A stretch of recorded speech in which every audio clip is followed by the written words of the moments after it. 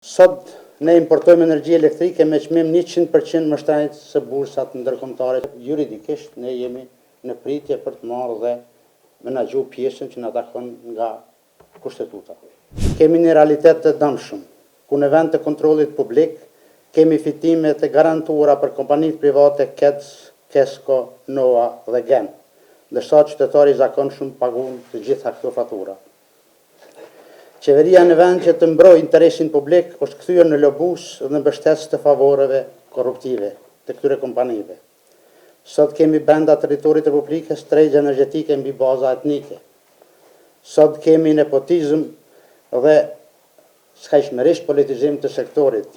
Sot kemi monopolizim të 90% të importeve të energjisë nga kompania GEN dhe NOA.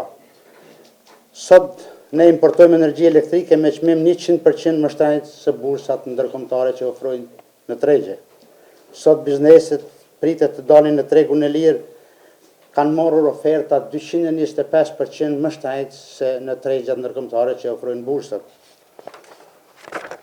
Sot shumë biznese po mbyllen apo po ikën jashtë Kosovë dhe shih rastin më të freskët kur ndërprejnë punën rasti Ferronikli dhe shumë kompani tjera të sektorit privat. Sot kemi rënjet prodhimit në mënyrë drastike në KEK, e tërë politika e kësaj korporate është në favorizimin e kompanive private importuese energjetike. Në sektorin energjetik e ka sjellur para një degradimi, stabilitet të cënuar, transparencë dhe konkurrencë të munguar, interes publik i në përkëmbur dhe një klim gjithnjë më të rënduar për ekonominë dhe jetën e qytetarëve tonë. Të vetmi që kanë përfituar janë kompanitë tregtare dhe grupet klienteliste për të cilat kjo qeveri ka kujdes të veçantë përmes emërimeve të kontrolluara në institucionet kyçe. Sot më shumë se kur do të flasim për energjinë si e drejtë dhe si nevojë publike.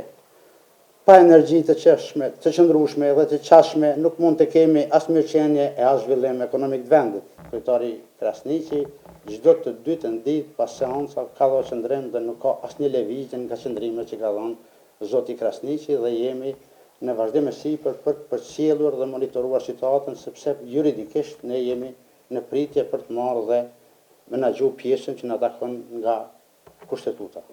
Nuk komentoj deklarata as letrat e as kujt, sepse janë të dedikuara një subjekti tjetër që unë nuk hyn atë. Ne kemi dhënë qëndrimet pse se votojmë dhe këtu nuk ka asnjë ndryshim dhe nuk do besoj kur që do të ketë ndryshim.